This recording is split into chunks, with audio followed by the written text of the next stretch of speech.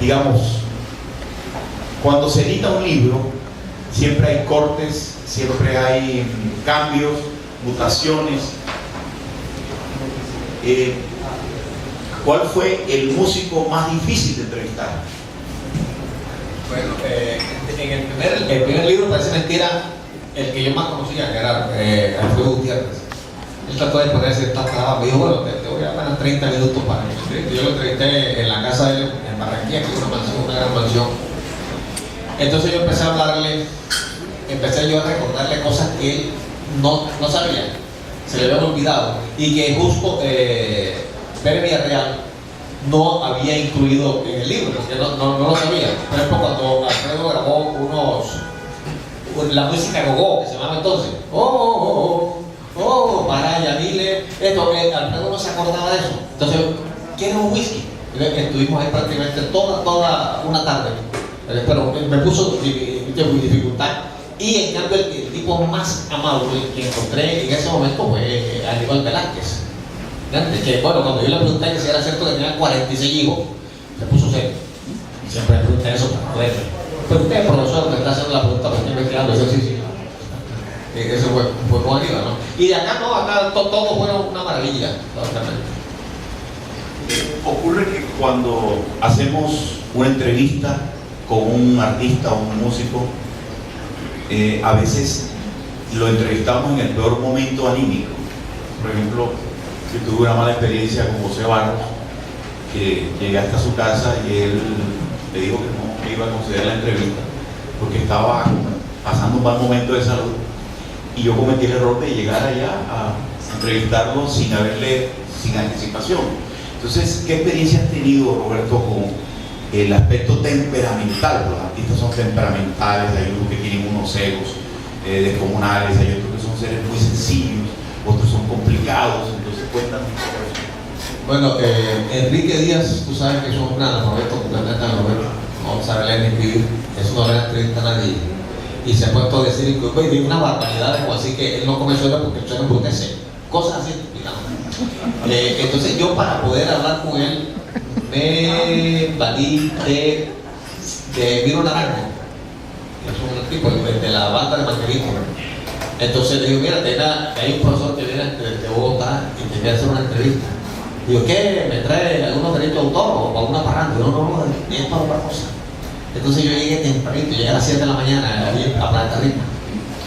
Desde que me bajé del taxi me llevó a una cuadra más o menos. Él estaba en una terracita que había en su casa, estaba como podando un árbol, estaba con una pantaloneta de color de la piel de la cinta, es un tuquí. Entonces yo apenas lo vi y dijo, Enrique Díaz, ese es amigo mío. Entonces me acerqué y le mostré el pasaje. En esa época el pasaje a ellos le daban una copia de eso. Y yo le dije, mira, vengo expresamente a jugar a los noticias, vengo. Entonces salió corriendo y salió bien vestido con su reloj de oro y una esclava, porque dicen que sin reloj de oro no puede hablar.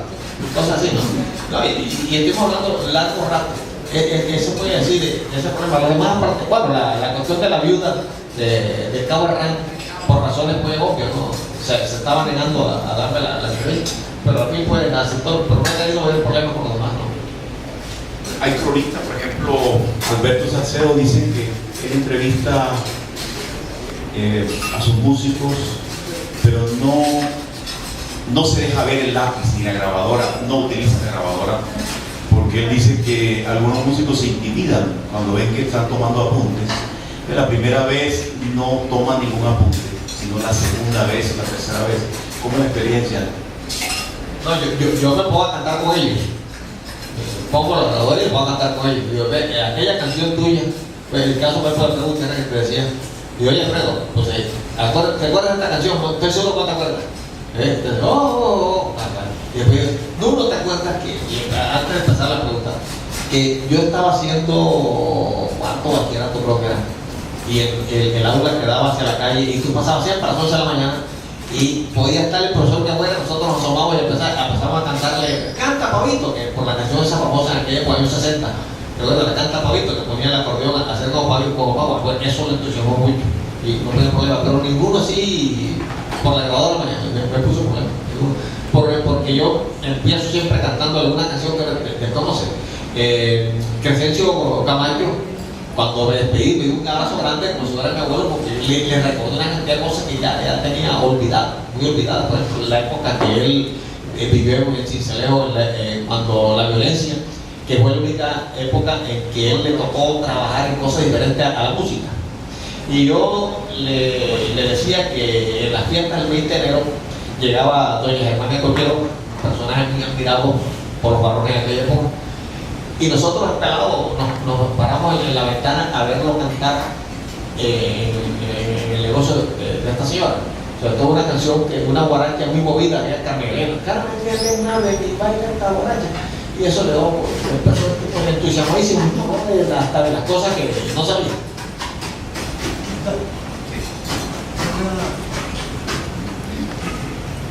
Roberto Montes, en la charla que hemos tenido muchas veces, yo le he preguntado qué pasa con Julio de la Osa y otros autores que yo sé que él conoce y admira. ¿Piensa hacer otro libro donde tenga en cuenta los autores? Esa es una pregunta. Otra es, en tu novela también los boleros, rancheras y otros aires musicales tienen un papel muy importante. Esa pasión por la música en tu novela tiene que ver con esa gran admiración que tú tuviste porque tú tienes por Vicente Oriol, tu gran amigo. Bueno, ¿por qué están estos autores y no otros que están en la nota, ¿no? En la nota de introducción y en la crónica sobre Rubén Darío Salcedo? Él me habla de Julio de la Osa, pero me habla para decirme de cómo Julio le tocó varias canciones, que después tuvo que meter una demanda para poder recuperar esas canciones con la ayuda de otros músicos que sabían de que la música era de él, no de Julio. Esa es como la razón. En cuanto a la música, yo siento en una entrevista que me hace algo, una frase de Martín Lutero, el gran creador pues, del protestantismo. Dice, la vida sin mujeres y sin música es una estupidez. La música siempre me ha acompañado. Además, yo creo que la música hace parte de la esencia de todos nosotros. En la novela mía, ¿para qué recordar? El título es un bolero de María Greber. Para que recordar que la montaña, y es sobre la época también que hemos venido hablando, de la época de mi adolescencia, cuando estuvo de moda la Villo Caracaboy con sus cantantes estrellas, que Felipe Pirela, posteriormente José Luis Rodríguez y los otros, Memo Morales, etc. Ahí la novela trata no de recuperar, sino como de congelar esa época en mi recuerdo. Pero la música, desde la época de mi papá, mi papá tocaba guitarra, cantaba, pero no profesionalmente. Yo estaba chiquito, entonces cantaba y yo me ponía a llorar por los boleros. Y lo curioso es que estos boleros aparecen después aquí en esta novela, ¿no? Sí, David fue mi gran amigo, indiscutiblemente, pero no fue esa la razón por la cual la música aparece en todo lo que yo hago. ¿Cómo es la relación entre Valledupar y la Sabana? ¿Sabes que hay una discusión muy mezquina de Valledupar con la Sabana, no reconocer que hay otro ritmo más allá del vallenato y que incluso no todo lo que suena en el acordeón es vallenato? Los corraleros de Majagual demostraron que con el acordeón se puede tocar todo tipo de música, incluso haciéndole guiño a ritmos antillanos y de todo el Caribe. Pero ¿cómo es esa mezcla, ese híbrido entre vallenatos que fueron a parar a las sabanas, se retroalimentaron con la sabana, y sabaneros que fueron a Valledupar y se retroalimentaron con el Valledupar? Y con el vallenato sucede una cosa muy curiosa, y es que la gente de Valledupar tuvo una época de fundamentalismo, donde era el vallenato y punto, el vallenato era así. Yo estoy de acuerdo y les dije de que, bueno, que ellos defiendan el vallenato ese de Valledupar, de los 4 ritmos, para su festival, muy bien, pero ninguno de ellos toca eso en las casetas, porque la caseta los ha influido de tal manera que ese vallenato ha derivado a otro tipo de ritmo. Es decir, ahora esos grupos vallenatos de Bayupa, ¿sí? Tienen conjuntos iguales a los de Aníbal Velázquez, de Lisandro Mesa y de Alfredo Gutiérrez. Cuando a mí me invitaron al primer encuentro de investigar la música vallenata, yo dije, mire, yo realmente no soy investigador vallenato, yo investigo toda la música tropical de la costa, la que yo investigo. Y además, el interés mío por la música es esencialmente académico, como para poner una barrera y no fueran a manosear otra cosa, ¿no? Este año trató de haber una especie de discusión con Oñate, que es un